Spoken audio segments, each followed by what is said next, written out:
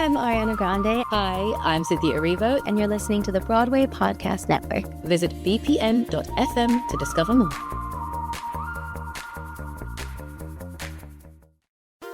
There's a cat over here. There's a cat over there. And the wrong one died. And the wrong one died.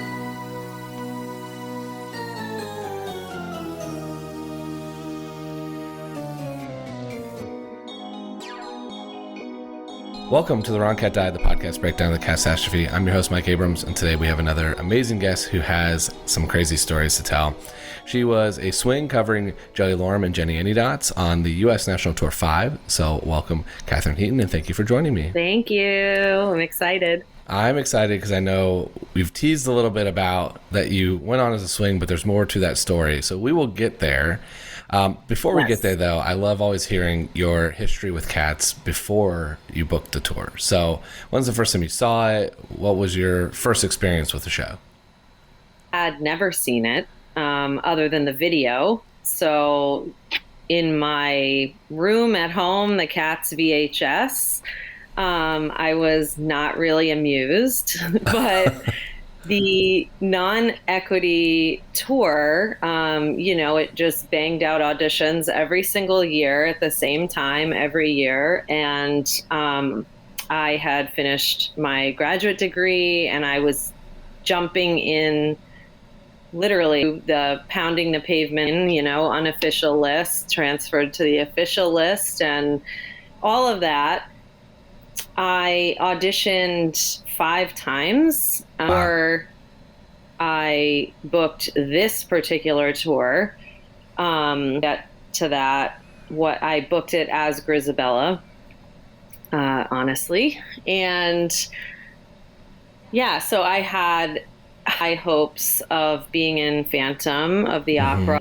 And I used to study the casting notices to see who was on the team of shows. And one of the music supervisors of Phantom, I used to help with the non-actors, and that was intention, not to be in Cats. But that all changed. I became a part of the show because now it's one of my favorite shows and I'm obsessed. I love it. So you weren't interested in this at all. It was like, I'm auditioning because I need to audition because that's, you want to get to work and you're at that point in your career. So you're going to probably audition for anything. You're not a fan. You've seen the 1998 movie, wasn't amused, wasn't obsessed with it.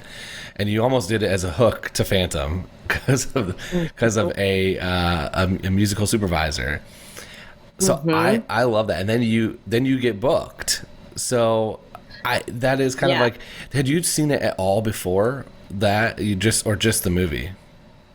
Just the movie and just Memory, the song, who hasn't recorded that in their lives? So Memory, and I had, known about Memory for years and what an incredible song it was. My grandmother actually was very into playing music in her house, and that was one of the songs that she always played. And just previous to auditioning for these tours, I had to sing Memory at her 90th birthday party to a karaoke track, and I did it really well. So I thought, I'm not dancer. I'm not going to be Victoria with the leg up by my ear. And, everybody's like, you should audition for Grizz. Like, she doesn't hardly dance. She's on stage for 11 minutes. And I'm like, wow, this sounds great. Yeah. And she has the best song in the show, but now song is the best song in the show. But, so yeah, I really just wanted to dress up as a cat in heels and a fur, beautiful fur coat, and down the face and sing Memory. So let's get into that. So you do audition for, you were booked as Grizz, but there's more to this. Yes, after several years of auditioning and callbacks and why didn't I get it and this and that. Phantom always in the forefront. I'm only like 25 at that point, but then when I actually booked it, I was 29 and one of the oldest people, which is crazy to think about now. I was one of the oldest who booked, and we started with 4 weeks of rehearsal in New York City at Pearl Studios, good old Pearl, which I love. And we had 30 minutes every morning of a warm, led by the incomparable Richard Stafford, who is just an incredible man. And then we had 30 minutes of felinity. So that was put your tails on. We had rehearsal tails. Put your tails on and act like cats with each other for 30 minutes. So as a Grizz, I was actually instructed to wait in the hallway for about 15 of those minutes. And so the cats would all be with each other and having fun, fighting, this and that. And then I would, and the entire mood would change. Because it's very unfair, but Grizz is an outcast. And, they treated her like junkyard material when she walked in the room in the show. And they tried to really hone that in. So that 3 weeks of that. And then the fourth and final week was a lot of it, but still just running the. And long story short, I have an immense fear of heights. And very long story short, I should say, I have an immense fear of heights, and I knew of the Heaviside Layer journey and I think a lot of it, but at the same time, I was really nervous about it.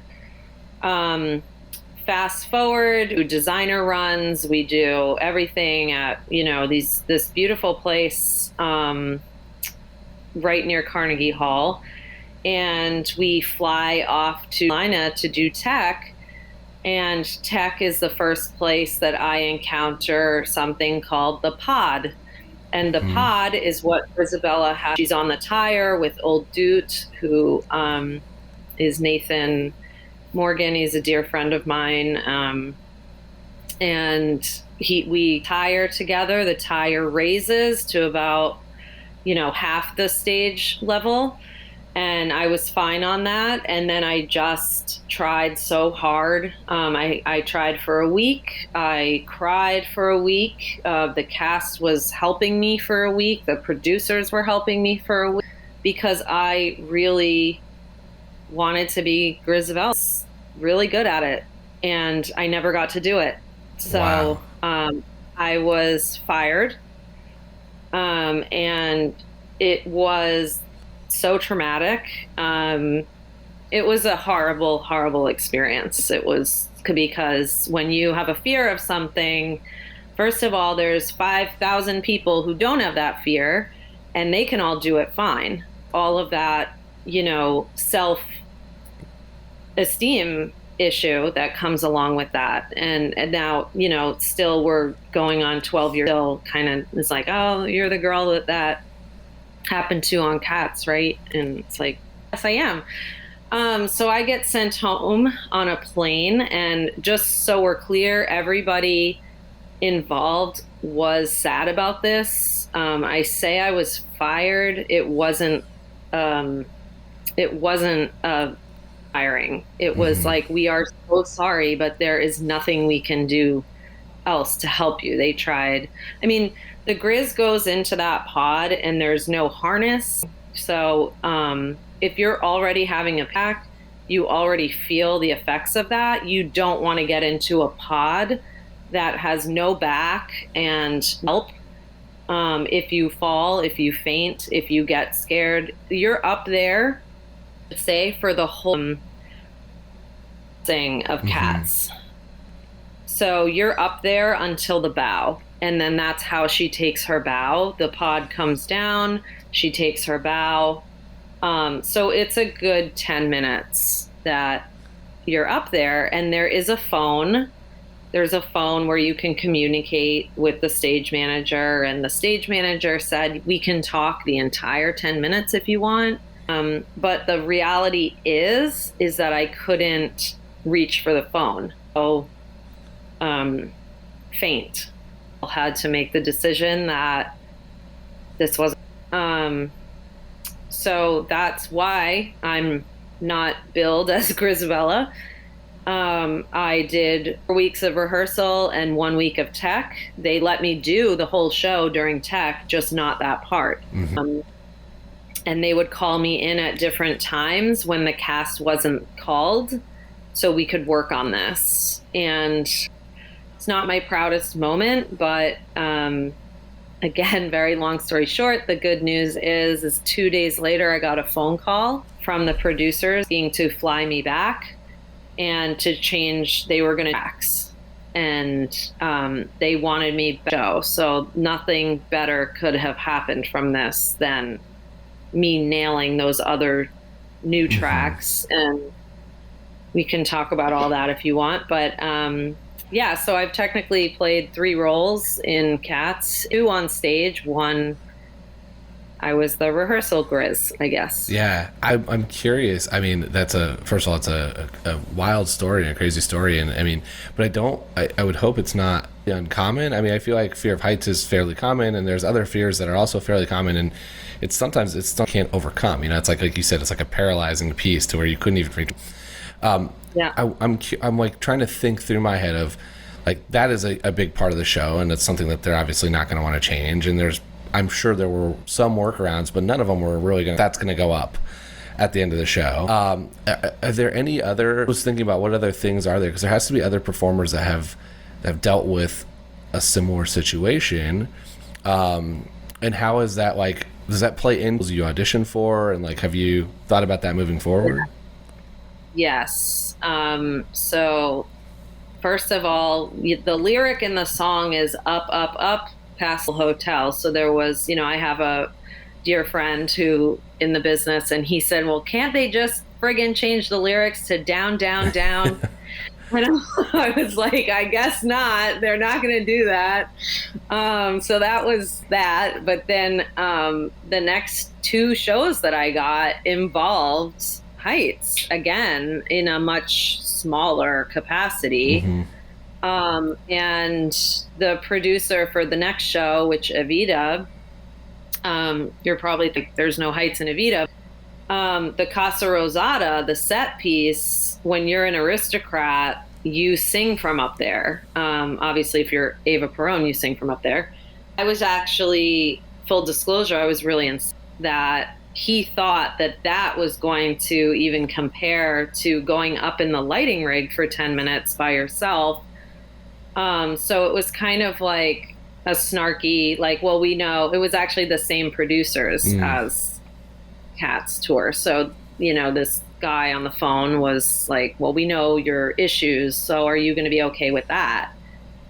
And I was like, it's the first floor of a house. Like, you're standing basically on like a little balcony for 1 minute singing with a group of people around. I never thought about it once.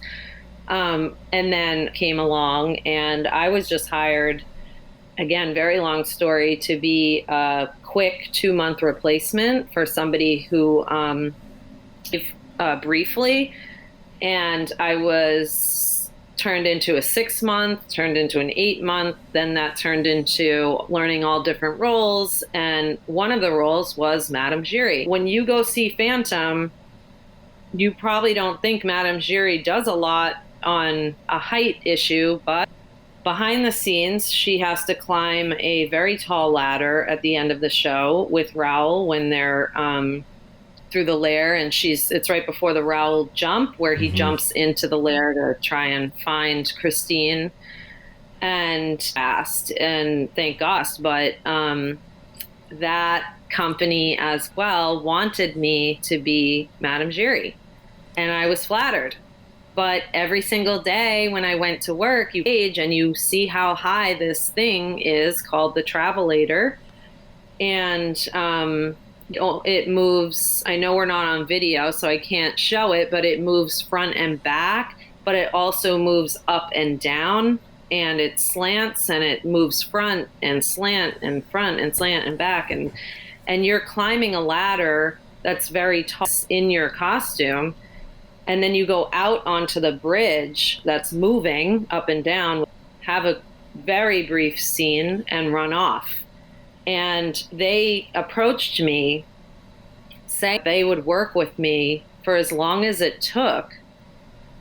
And it took over a week for me to go to the top of the ladder, then to let go of the ladder. Mm-hmm. Because as we previously talked about, I wouldn't even reach for that phone. So I come into a state of paralysis, and trust me, I've tried to work on this. Everything has been suggested to me, so I'm not just sitting my thumbs saying I have a fear of heights. This is truly debilitating. But I ended up, I've gone on for Madame Giry countless times. Mm-hmm. And I will say, though, after the Broadway shutdown, we had to redo tech things. And I had to redo that. And something about when it's in the show, it's only like a 2-minute thing that's going on, maybe 5. You have to endure that. But when you're in it, it's another situation. Mm-hmm. And it was really hard. Yeah. Is it go back? Was there a difference of like I'm thinking about when you're on a Broadway stage, that set is there every day, not moving. I don't want to say one's more or less safe than the other, because I think there's obviously a lot of safety precautions. I've heard some crazy stories about in Cats where the pod has gone up and crashed into the ceiling, and had other things on a cruise or on other places where it's not it's moving almost every day. So does that, like, did you have more comfort on a Broadway stage knowing that was going to be there every day versus a moving every couple days? Yeah, no, on Broadway we had issues with this set piece. Let's just say that. It's been there since '88. Yeah. But yeah, it was a different thing. Like, you're not suspended in air by yourself in the lighting rig. You're not at risk for a crash. It's more like you have to climb the ladder, then you have to let go and let Raoul climb the ladder, and then you go out on the bridge together. So my first Raoul, he was like, if you need to death grip my back or my arm just till we get out there on the bridge, like, because once you get out, you're screaming and there's a fast scene. And the bridge is actually in motion coming down by the time the scene starts. So the answer to that is, I guess I feel better on Broadway, but only in this situation. Their accidents happen all the time when a lot of shows. Yeah. And Cats is a historically, like, physically demanding and heavy injury type of show. Yes.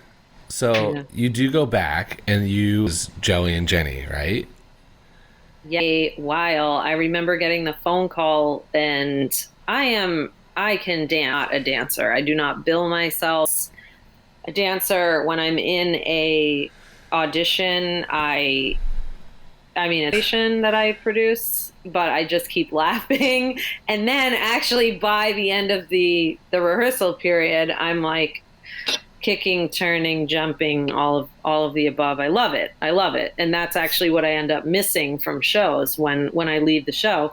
So, but I had to learn, it wasn't my first time understudying, but it was my first time at this type of level. Mm-hmm. And we were in, like I said, bathrooms. We were in a museum at school.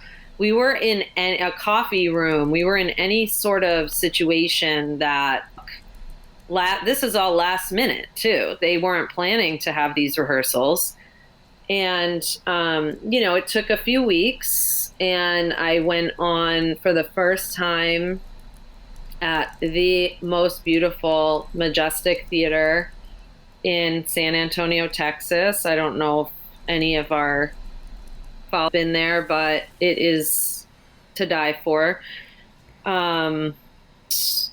I just went on and I did amazing. I was Jelly and it was incredible. Like it was wild. And then after that, kind of forget where you went on, but I remember the first time for that. We're going to tour some messages from our sponsors and then we'll be back for more of The Wrong Cat Died. I want to now pivot a little bit because you said in the beginning that you weren't a fan of the show, or I don't know, it wasn't your thing compared to your Phantom I'm Ready to Go On. But then now it sounds like you are part of the Jellicle family for life. So how did that, where did that moment come where all of a sudden you said, okay, this is actually for me. I love it. This is a great show. I think it's when I went on as Jelly for the first time. Because I never got to go on as Grizz. And I actually, as I said before, Grizz is an outcast. You spend most of the show alone anyway. So in a way, I'm truly blessed to me because I still remember people in the cast when I got to go on. Like, I'm getting sad, happy. Just thinking about the friendship and when you're part of as we call it, and that pivoted everything for me because I was when you're in Cats, I also thought it was amazing that you never had to just in the unitard, and I only had to add on for the opera, the white puppy and the long gloves and the hat. But other than that, you're just in the show and come as you are, and you're all over the floor with these people. It also expanded my capacity as a performer like nothing else ever has. I did not, even when they called me to come back down to North Carolina to open the show as somebody else, I said, "Are you serious?" I said, you know how how long it's going to take me to learn this. And they were like, "We don't care.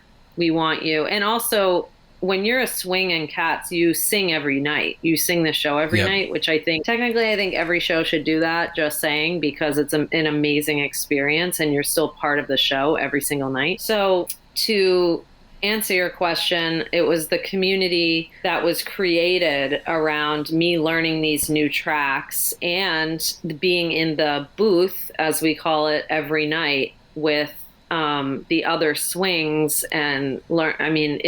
Cats is a whole body experience, and it just changes you. There's nothing, I cannot think of anything else like it. Nothing. Yeah. I'm curious if the entire rehearsal process, they almost trained the Cats to have some animosity towards you. Like, you weren't in the Felinity School for this, you weren't part of that. And then when you come back, you're now on the other side of that. Was there a transition period with the cast of where they kind of had to remove your Grizabella to accept your Jelly and Jenny? What was that? Was that hard for them? No. This is what I'm saying. I remember, I'm seeing it right now in my head. So the way that the producers handled my coming back was a secret to the cast, because they told me on the phone that they said the morale is really low, and they I guess they lied to the cast, and they said they were flying to New York to do auditions, because this is before virtual auditions. They were flying to New York to do a quick audition of people that were in callbacks before for the they bumped the cover up to Grizz, her name was Melissa, and she was incredible, and she should be doing it 8 times a week, and could do it 8 times a week, and she was great. So they bumped her up. So now they needed a swing, and they bumped the swing.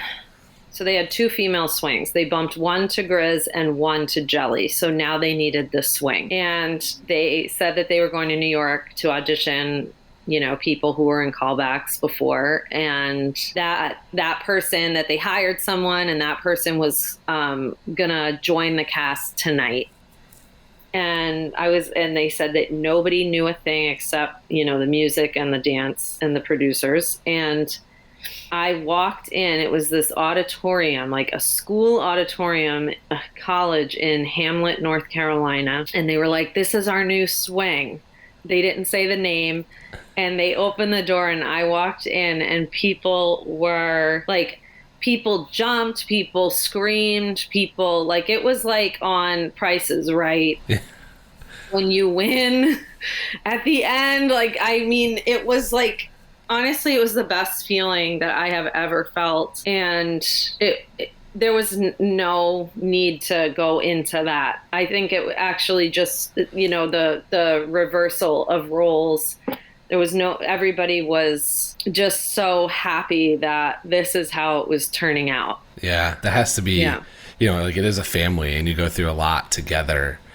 Yes. To have it end kind of abruptly, and so I'm sure everyone was beyond thrilled to find a way to have you there. Yeah, and but it was oh, okay, now I'm going to be on stage for 2 hours versus 11 minutes, so I better get eating my salads and everything like that. I mean, from a performer's perspective, it is a totally different vibe than being Grizz.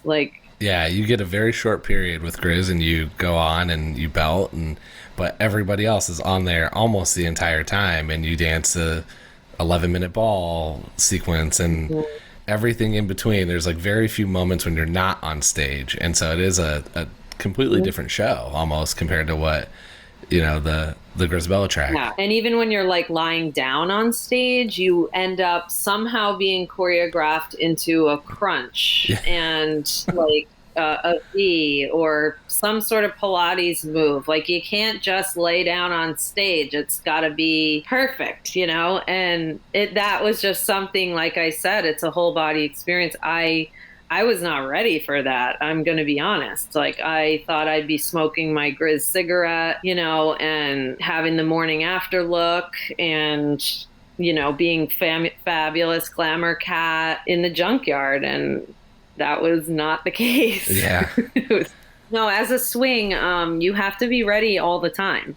So that was the other thing, is you have to be ready to go on in perfect for you, near perfect condition at any time. So that was another mindset shift that was a little anxiety provoking, but it turned out fine. Yeah. Did you ever go on for an injury mid-show?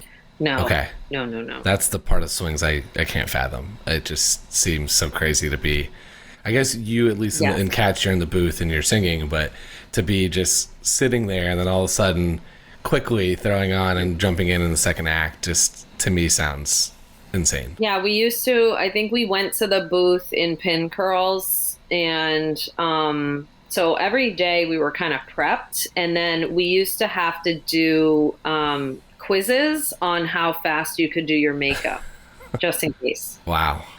So if that did happen, I would have 8 minutes. I remember 8 minutes in my head right now. I would have 8 minutes to go on. So they would either, if it's a part that is critical to the next song, I think they would hold the show. If it wasn't critical to the next number, they would allow, the person to be out, and then the new cat's going to come in, and my experience, it was non-union, so there wasn't any of this having to announce your name and all of that. Mm-hmm. I want to talk a little bit about theories and backstories. What, you played and rehearsed for 3 of the characters. What are some of the backstories that you had to create for yourself to get through kind of hey, this is Jenny's story, this is Jelly's story? What were your theories you made up? Yeah, and they're all so different. So the Grizz one is that I had time for that. Mm-hmm. I had time to think of her and develop her, and really, obviously I wasn't the same age. Grizz is kind of dated, but I had some life experiences, as I think a lot of actors have, where you felt like an outcast growing up at your school. You were made fun of. I just felt like a lot of the Grizz stuff was very easy for me to tap into. I am pretty dark in my thoughts, and I sang it that way too. And I remember the music supervisor saying I had never heard these songs sung this way. Like her opening part is called Remark, the cat.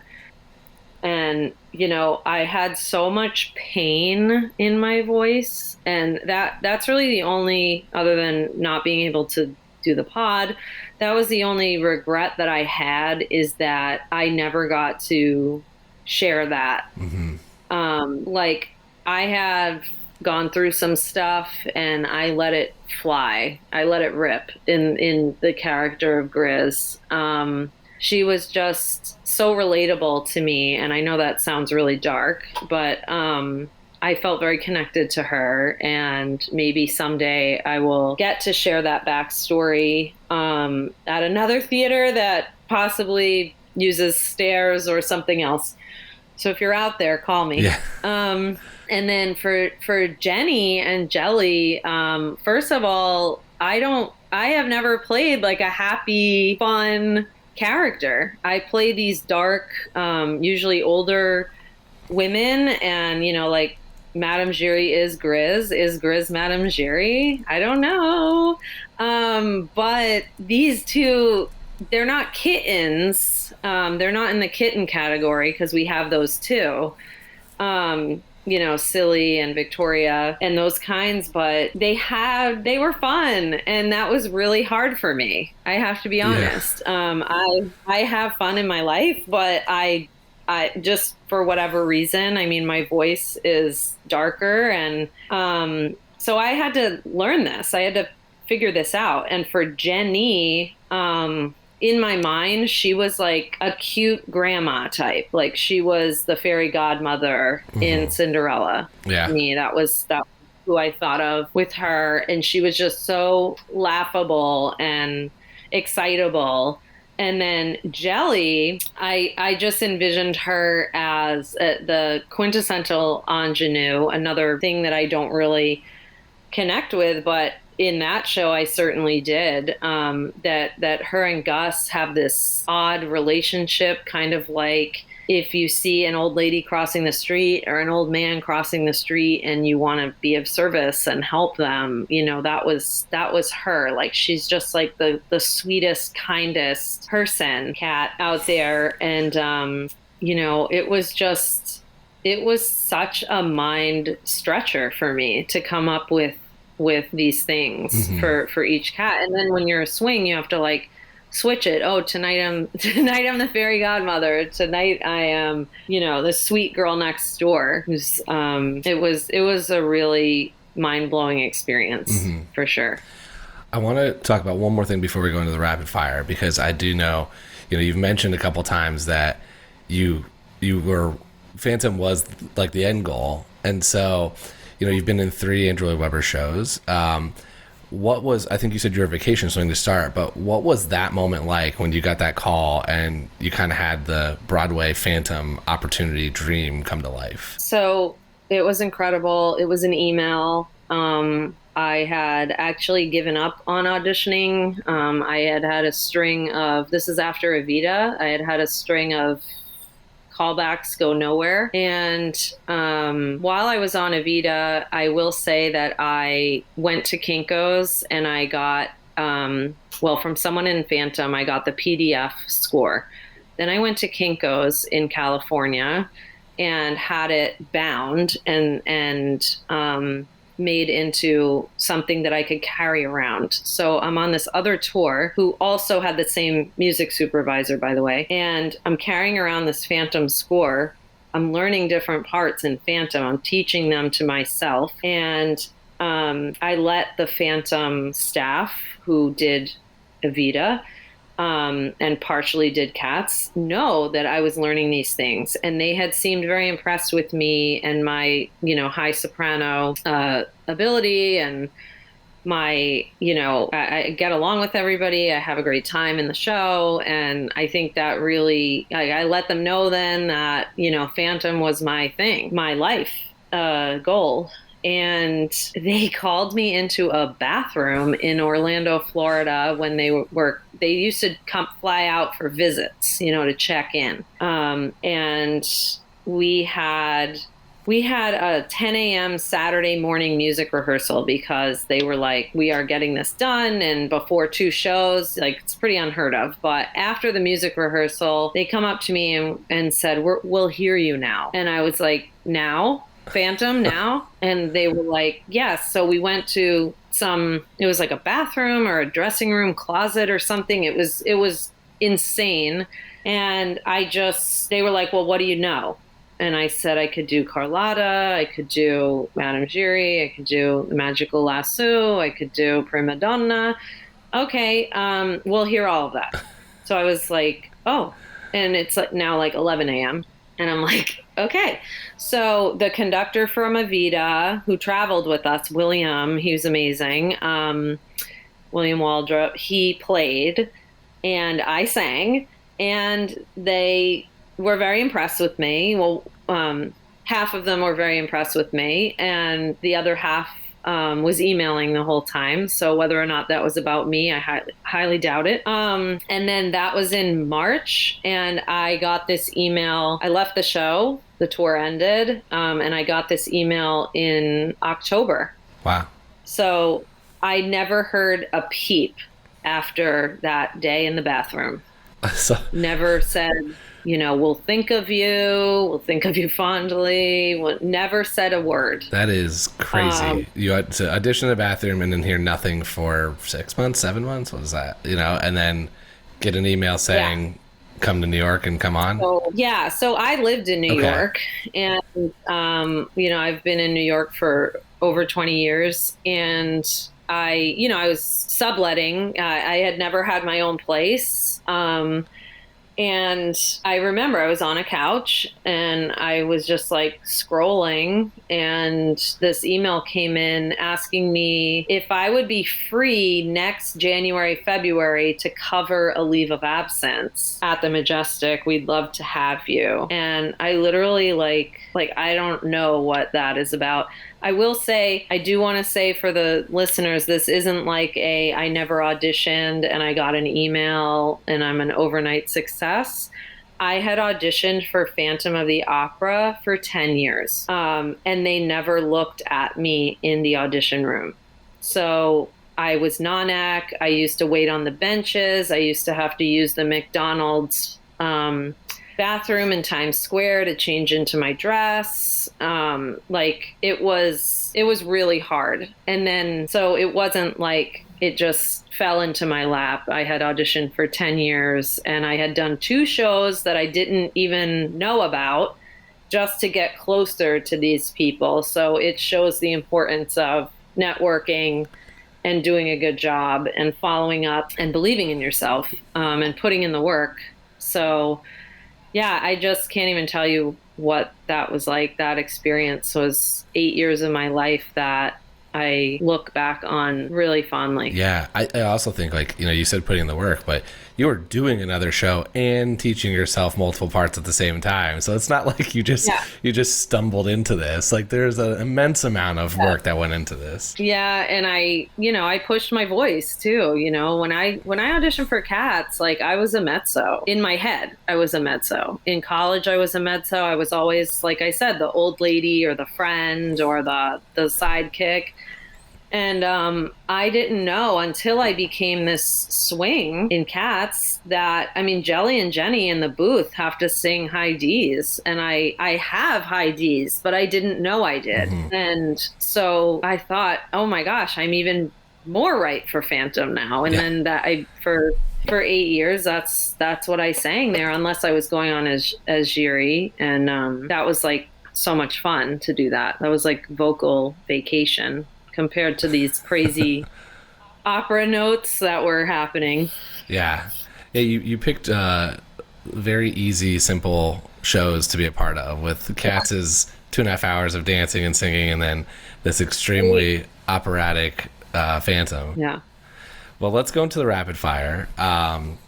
If you could play any cat for one night, who would you want to go on as? Old dude. Old dude. Give me some why. Well, the old dude of the old days, when like during intermission, he did sit there for the whole intermission, but I think in the old days on Broadway, they used to like let kids come up, kind of like a Santa type thing. And first of all, he's the best. He's the best voice. He has these profound musical phrases, and he is just like, I don't know, he's so cool. He's the coolest to me. And then he comes out and does like a second of the ball, which is, he's well-rounded, and he's loved by all. Women, children, kids, puppies. I was not expecting them to stay on during intermission, and go to the bathroom. Yeah, and they were, I don't remember in 2016 if they had people going up and taking pictures. I think they did because it was pre-COVID. Now obviously it's much harder. But it's just so. Yeah. Okay. Who are your favorite and least favorite cats? Ooh, I would say I'm not a fan of McCavity. He can just go somewhere else for a while. Except I did like singing that song about him, but I don't like him. He is a little evil and nasty. I'm over him.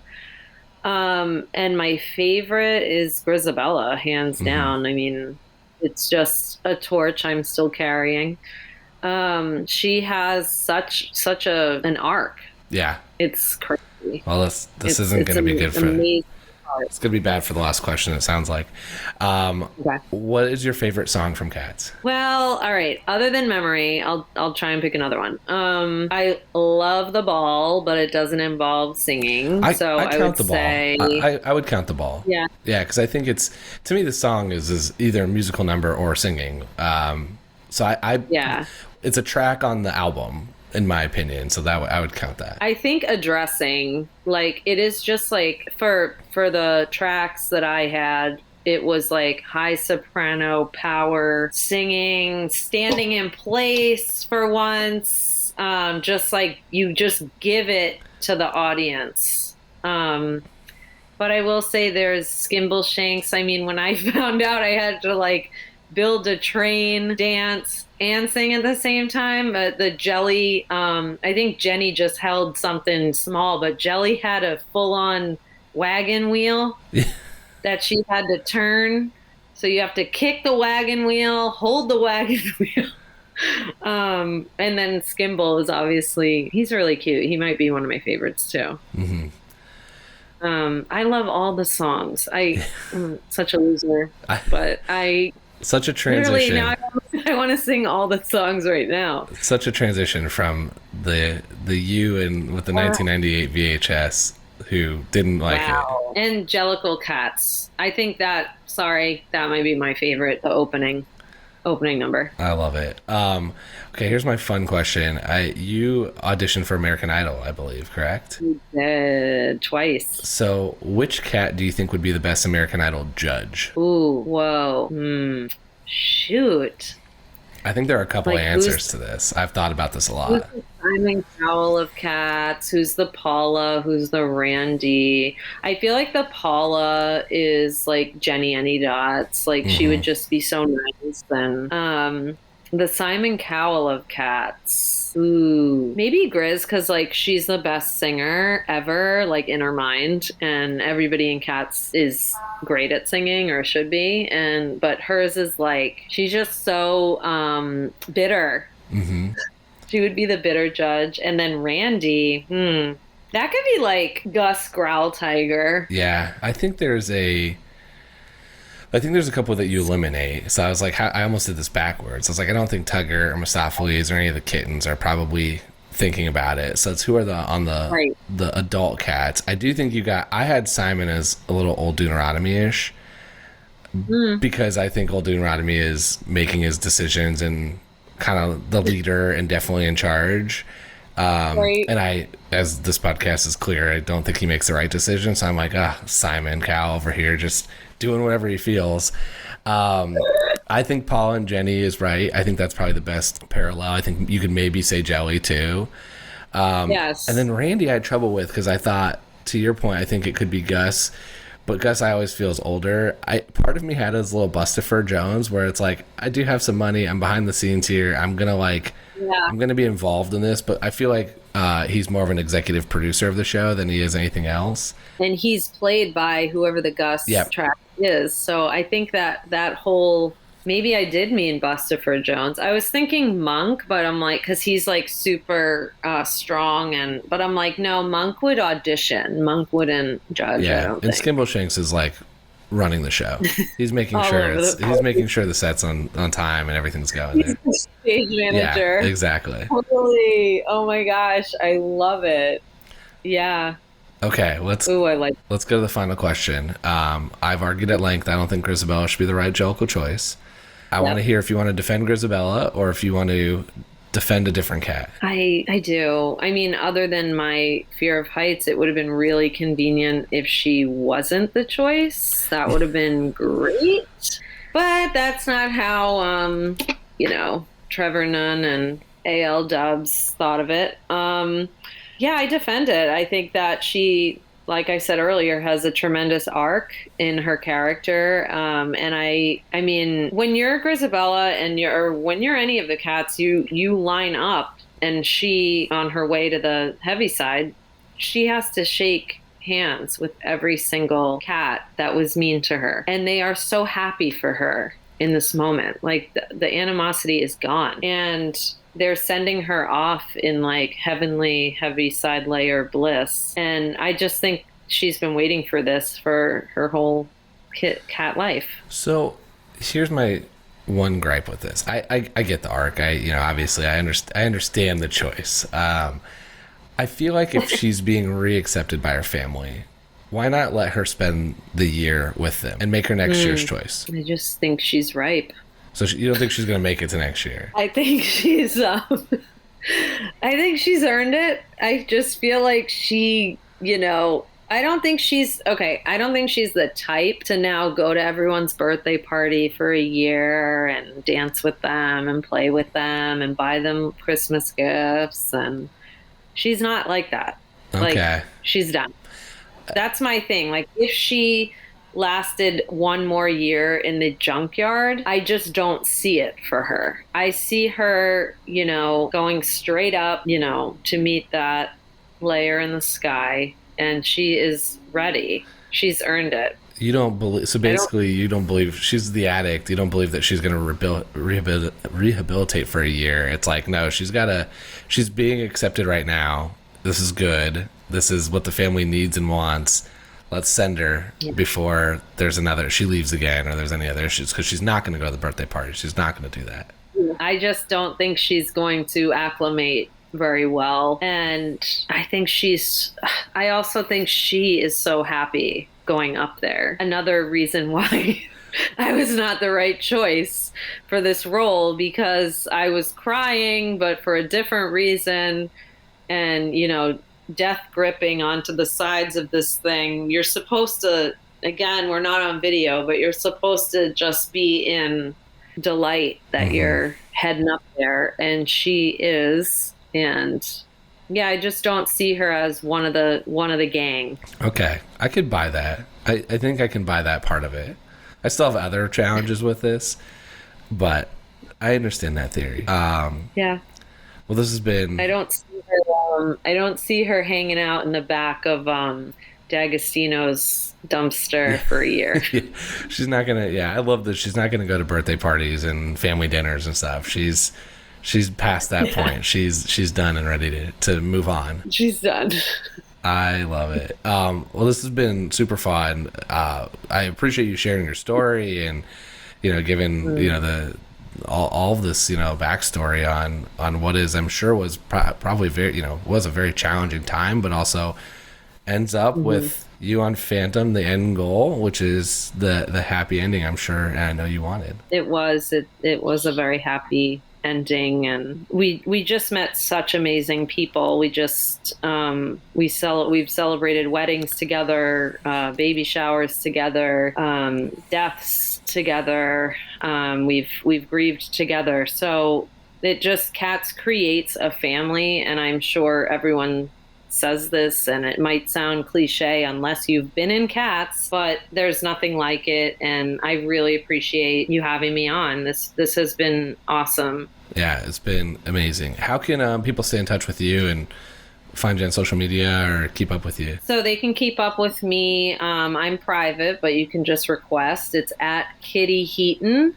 That's my nickname on Instagram.